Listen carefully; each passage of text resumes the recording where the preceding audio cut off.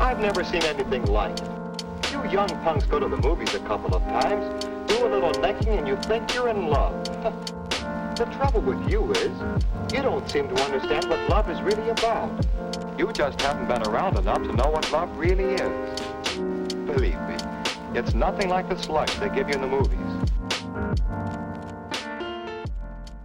Boys and girls, welcome back to the program. Hi, hello, it's Allison. Malcolm Gladwell is releasing a new book called The Bomber Mafia, which according to Amazon's description is a riveting tale of persistence, innovation, and the incalculable wages of war. Exciting! When you watch this video, the book will already be published, and rest assured I am cooped up somewhere reading the book, letting my mind explode into 1,000 confetti fragments. I think that's a pretty accurate description of how I'm like when I read Gladwell's books.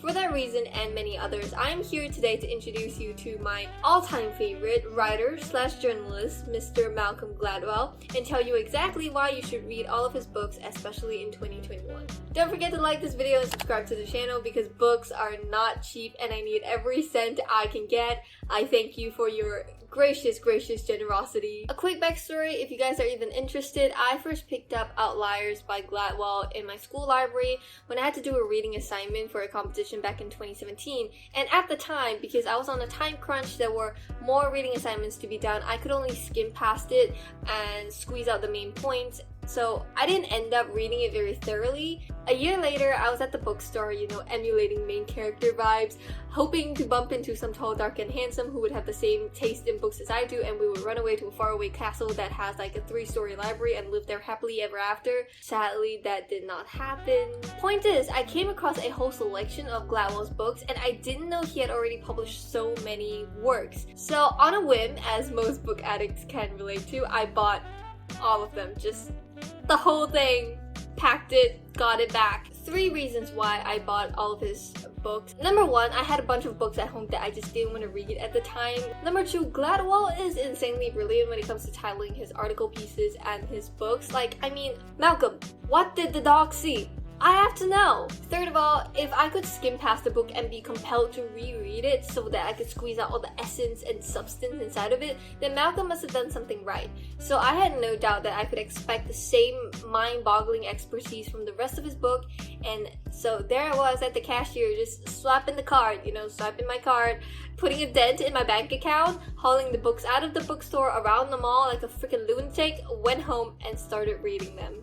Out of all the non-fiction books that I've read over the years, I truly think that Gladwell's works have influenced my way of thinking and analyzing the greatest. I find myself viewing problems from numerous perspectives and angles instead of allowing myself to be one-dimensional and be caved in by this metaphorical box. So why do I think you should read Malcolm Gladwell? First, the reason why I love Malcolm Gladwell's books is because I think I know something, be it about regular human behavior, social phenomena, or a page out of history, and then I hear it explained through Malcolm's words, and I realize that I don't know shit. And it's such a humbling experience because we love to take things and facts as is. We don't consider alternatives or opposing arguments. Humans are stubborn in the sense that we are unwilling to admit that we're wrong or change our stance, especially when it comes to political and controversial topics. But ever since reading Gladwell's works, I have definitely become more open to someone else's arguments and ideas, even if we're on opposite sides. Changing your stance and changing your mind is not a bad thing, you guys. It just means that you're learning and you're growing. Secondly, and context, I love books that make me think, that get the gears turning inside of my brain. And Gladwell, he doesn't tell you what to think.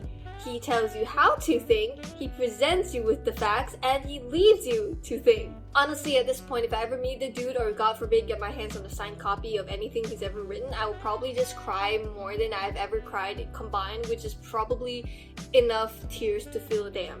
Thirdly, for me, with everything that has happened ever since we stepped into a new decade, I think it will benefit all of us if we dive a little bit deeper into the human behavior and justification, while also noting all the repeats and patterns in history that have surfaced again in our timeline. More than enough has happened in the past year to probe me to sit in a pot of human dynamism and habits and truly soak in the whole concept, because we are creatures that have to make decisions on a daily basis, if not hourly basis.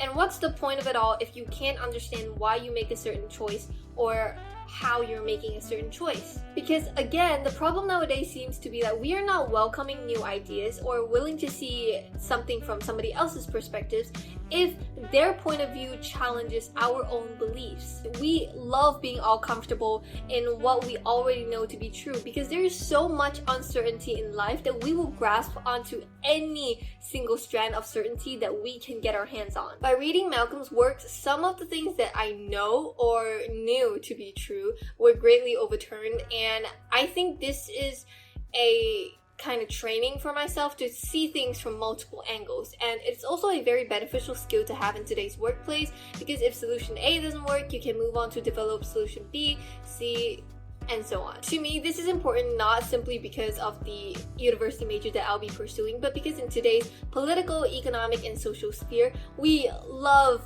pointing fingers and just throwing blames all over the place, and nobody really wants to take up the responsibility of fixing problems. It's like how we love gossiping about somebody else without knowing the full story, and we're not even gonna help after gossiping. In short, reading Malcolm Gladwell will free up your mind to perceive the world in more angles than ever before, consequently allowing you to notice and appreciate more nuances in life, as well as understand somebody else better. If that doesn't convince you to read his works, I shall now proceed to my usual program and talk about his books individually in a good old chronological fashion. What we try to figure out in The Tipping Point is why some ideas become internationally fruitful while others just remain an idea or are simply less successful.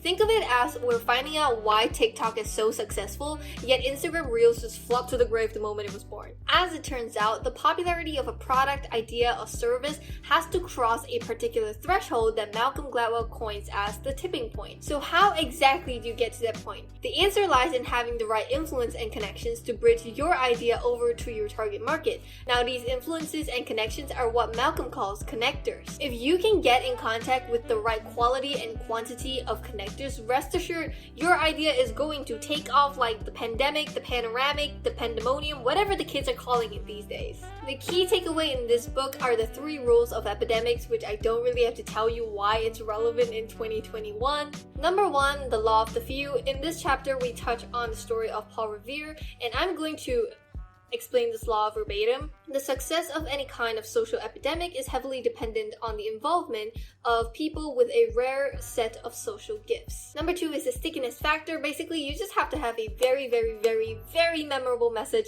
for your audience, the kind that they will think about when they're on the toilet, they're in the kitchen, they're driving, I don't know. Number 3, the power of context. Basically, the way we think and act is susceptible to our environment at the moment, and this can be explained by the bystander effect or the Dunbar number. Aside from just spitting mad facts and telling you rules in this book, Gladwell explains every single concept with case studies from teen suicide in Micronesia to the rise of Airwalk, the shoe company, and the crime rate in New York City after 1990. And I just think that this is a pretty good book to get into, especially in today. You know how the pandemic started with one person and now it has basically earned its international travel visa. Gladwell's second book dives into all the nitty-gritty details that go behind human decision making. A fun little trivia for you about this book is that it was inspired by Gladwell's hair. He had let his hair grow out, and then he realized that he was getting speeding tickets more often, he was getting pulled out of airport lines, and one time he was walking down Manhattan and he got stopped by 3 police officers because his curly hair matched the profile of a rapist. Decision making is an arduous process if we're going to list down the pros and cons of every single outcome all of the time. To override this process, our brain makes snap judgments for us based on unconscious association. Our minds essentially formulate these psychological traps that we fall into so that when a situation feels even a little bit familiar, we apply the same decision that we have once made before. The book also goes into how having more information doesn't always help us make better decisions, and this is an actual phenomenon known as analysis paralysis, in which sometimes it's better for us to make snap judgments rather than assess the whole shebang from head to toe. It's exactly like how you feel a test is easier when you have to choose between A, B, and C, rather than when you have to choose between A, B, C, and D. At a time where social media and the internet is just cluttered with information and misinformation, it's really important that we register this as a fact. Plus, we're more intertwined than ever in each other's lives, and the actions of one will ripple to affect the others. So it's crucial that we understand the factors that go behind making a decision and be mindful about the things we say and do. In Outliers, Gladwell looks at the odd one out, the household names that we champion as successful icons, and from there, in a classic Gladwellian twist, he argues that success is not a measure of hard work. In fact, there are more factors that go into a person's lifelong achievements, if you will, such as the month you were born in, your parents' income, your parents' involvement in your school, etc. Now let's zoom into the thing I just said about the month you were born in. In this book, Gladwell goes into a research about how the best Canadian hockey players are born in earlier months of the year. So here's how it is. Here's the breakdown. Babies that were born in January and babies that were born in December are entitled to play in the same league. And obviously, if you were born in January, you'd have a 11-month head start compared to, say, a December baby to grow taller, bigger, and stronger, and consequently, the probability of you being able to play for the big league increases. He also cracks down on the fact that with enough practice and perseverance, we can become just as successful as those icons.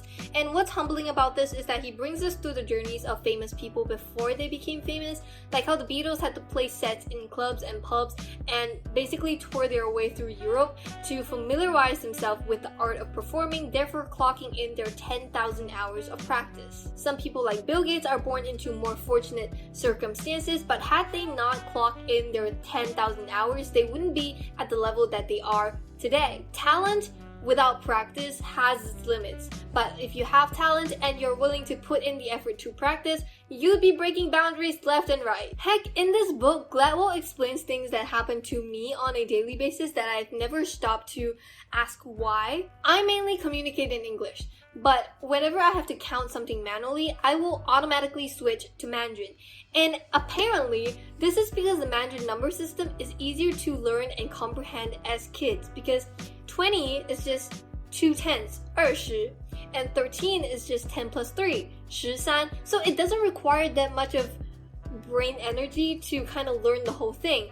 And Gladwell argues that the stereotype of Asians being good at math can be linked back to our rice agriculture, because the whole process of planting and harvesting rice takes a lot more patience and discipline than the West's wheat agriculture. Yes, wheat agriculture. This book just contains not so secretive secrets about why certain individuals and groups thrive better than the others. At the same time, Gladwell is telling you, if you're willing to put in the effort and the time, you can do it too. So if you didn't already know, Gladwell is a writer for The New Yorker, a publication that I read from time to time, really expands the mind and the hole in my bank account.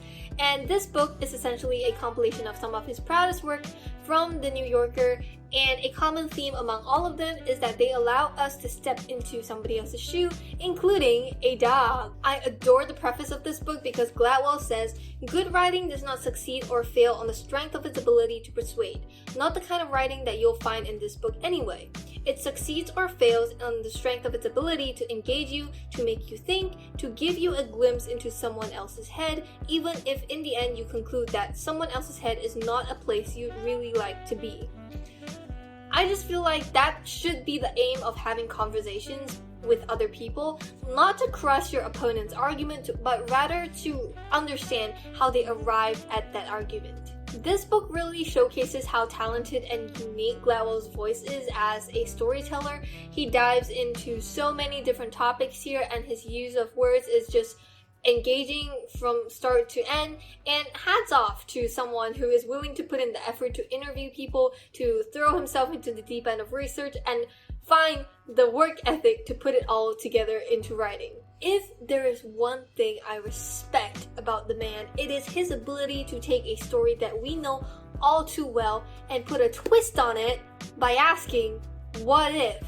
This book is about reframing the way we view problems, and I think I can persuade you to read it by talking about the first chapter, in which Gladwell argues that David was not this poor, young, helpless shepherd boy who was tasked to go fight this mountainous giant Goliath. After having read between the lines of the biblical text, Gladwell says that David was not as underprepared as we think he is, because the rate at which he swung his slingshot was equal to a .45 caliber handgun today. And King Saul offered David an armor before he went into battle, and David was like, nah bro, I'm all good. That tells us that David was not being ignorant or surrendering himself to death.